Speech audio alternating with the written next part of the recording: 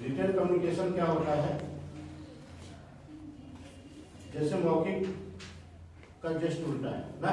Yes मौखिक में क्या होता है, जो भी चीजें आप पढ़ते हो समझते हो, वो एक समय आता है कि गायब हो जाता है, स्मृति पटल से ओझल हो जाता है। क्या कहते हैं, स्मृति पटल से ओझल। स्मृति पटल से ओझल हो जाना, ठीक है। स्मृति मतलब याद ना। यस स्मृति पटल से ओझल मतलब एक समय आता है कि आप उसको भूल जाए, ठीक है। Yes sir. मौखिक में क्या होता है, स्मृति पटल से ओझल हो जाता है, एक समय आता है कि आप भूल जाते। लेकिन हम रिटर्न में अगर कोई चीज लिख के रखते हैं उसको, तो अगर भूल भी जाता है तो उसको रिकॉल कर लेते हैं ना, पढ़ लेते हैं, तो चीजें फिर हमें याद आ जाती है, हमारे जहन में आ जाती है, ठीक है। वही चीज कह रहा है, रिटर्न में जो भी चीजें हैं हमें ज्यादा दिन तक हमें याद रहता है, ठीक है। जो भी चीज हम लिखते पढ़ते हैं वो सारी चीजें हमें रिकॉल रहती है और याद रहता है, ठीक है। अब इसको याद रखने के लिए हम कई चीजों का प्रयोग करते हैं ना, यह समझने के लिए। जैसे कोई एग्जाम्पल देके समझते हैं, ठीक है, या चार्ट बना के, ठीक है। चार्ट बनाते हैं, फिगर जैसे बनवा दिए, ग्राफ ना, तो चीजें ज्यादा समझ में आ जाती है। कोई एक्टिविटी करके,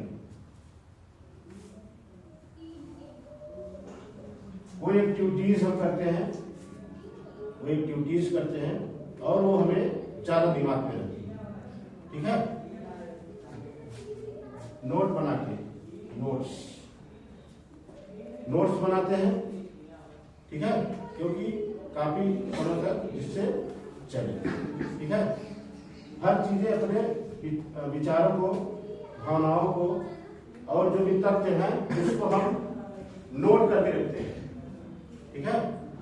कहीं भी कोई भी चीज हो रहा है, कहीं किसी भाषण में हो, कहीं भी हो, तो एक छोटी सी डायरी रखना चाहिए, उसमें इंपॉर्टेंट चीज, क्योंकि प्रेजेंट में याद है फिर भूल जाता है, ठीक है।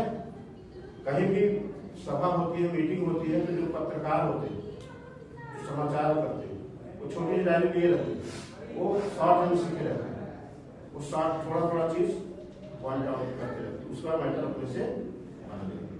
शॉर्ट हैंड सीखे रहते हैं, शॉर्ट में थोड़ा सा स्टिंग के लाइन पूरा हो जाती है, ठीक है। सिंबल बनाना जैसे, ठीक है।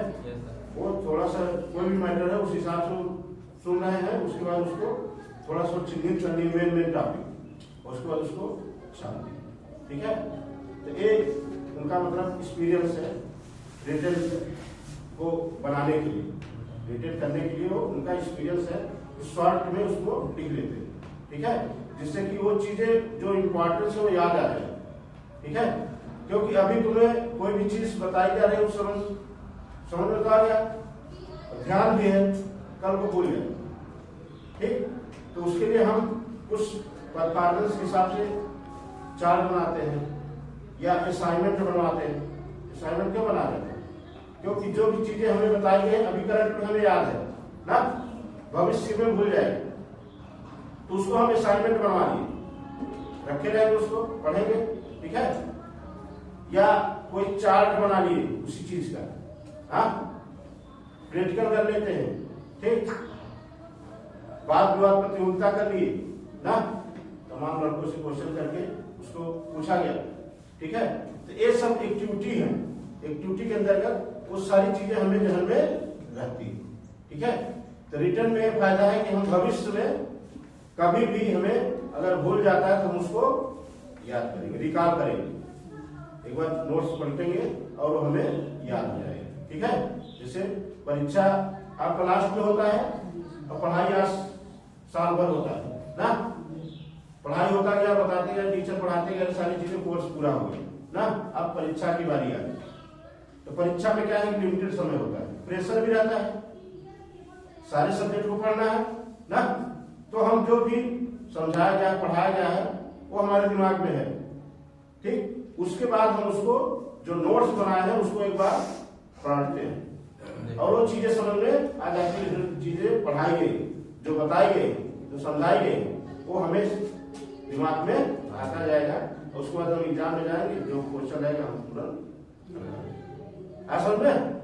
इस चीजों का ध्यान रखना चाहिए और रिटेन से हमें यही फायदा है, रिटेन से हमें यही फायदा है कि कोई भी चीज हम नोट करके रखते हैं वो कभी भूलता नहीं, भूल जाएगा तो हम उसको फिर से देखते हैं। आप समझ में, इस चीज को ध्यान में रखना चाहिए।